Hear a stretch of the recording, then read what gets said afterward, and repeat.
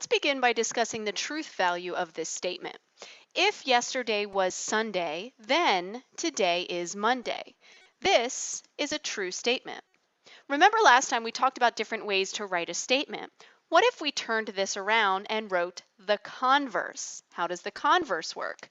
If, starting with the conclusion, today is Monday, and then we end with what was at the beginning, the hypothesis. Then yesterday was Sunday. Considering the truth value of this statement, if today is Monday, then yesterday was Sunday, that is also true. When a statement is true forwards and backwards, the conditional and the converse are true, then a faster way to write it is the biconditional.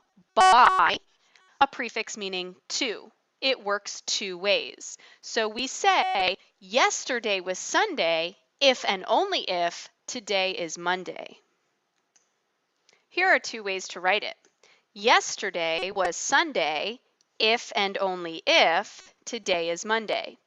Yesterday was Sunday if and only if today is Monday. This is just a way to shortcut write if and only if. But when you see that connection in there, it means it's a statement that works both ways. We can say it if yesterday was Sunday, then today is Monday, or if today is Monday, then yesterday was Sunday.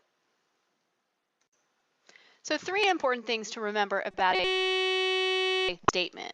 One, it's a statement that is true both ways. The conditional and the converse are true. Second, the format. The way it is written goes hypothesis, or a statement that usually starts at the beginning, the words if and only if, unless we're using the abbreviated version for if and only if, which is IFF, and then the conclusion, or the statement that usually comes at the end, such as yesterday was Sunday if and only if today is Monday. The symbolic notation is with a double arrow because it doesn't just flow forwards to front to end, it flows both ways. It is true both ways. Let's take a look at an example. Write the converse of the statement. If the conditional statement and the converse are true, construct the biconditional statement. Then translate each statement into symbolic form using your own letters. 1. Conditional. If the sides of a triangle are congruent, then the triangle is equilateral. First, we are to write the converse of the statement. Remember, that means switch the order. So looking at the hypothesis and looking at the conclusion, the converse begins with that conclusion. If the triangle is equilateral. Notice sometimes I'll use symbols or abbreviations that are commonly accepted. If the triangle is equilateral, then, now I look at what was at the beginning, the sides of the triangle are congruent. Again, notice a commonly used symbol for congruent is the congruent symbol, so that's accepted. What's next? If the conditional statement and the converse are true, construct the biconditional statement. So let's look at the conditional statement. If the sides of a triangle are congruent, then the triangle is equilateral. This is the definition of an equilateral triangle. So this is a true statement.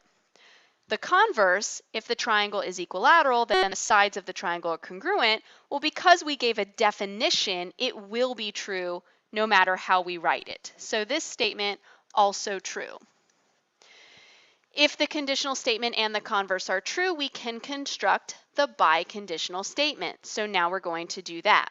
Remember, we take off the if and the then, and we connect the hypothesis to the conclusion with the words if and if. So we begin, the sides of a triangle are congruent,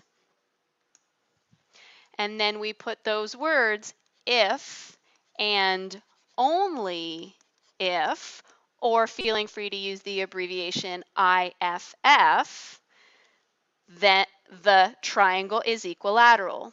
Not using then, not using if, because that implies it only goes one way. Now let's pick our own letters to translate the statement into symbolic form. The sides of a triangle are congruent. Maybe we'll call that A. The triangle is equilateral. Maybe we call that B. So the conditional statement, usually in alphabetical order, A arrow B. Remember, Converse turns it around, B arrow A, and biconditional goes both ways. Now, since it goes both ways, it doesn't really matter which letter we begin with. However, because I begin with the sides of a triangle are congruent, and that's the A statement, we do need to follow since we're translating that order. So double arrow and then B. Now it's your turn.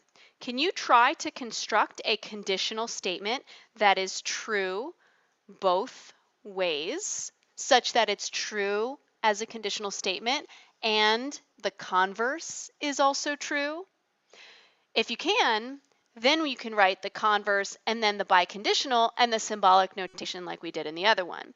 Why don't you pause the video, give it a shot, and see how you did.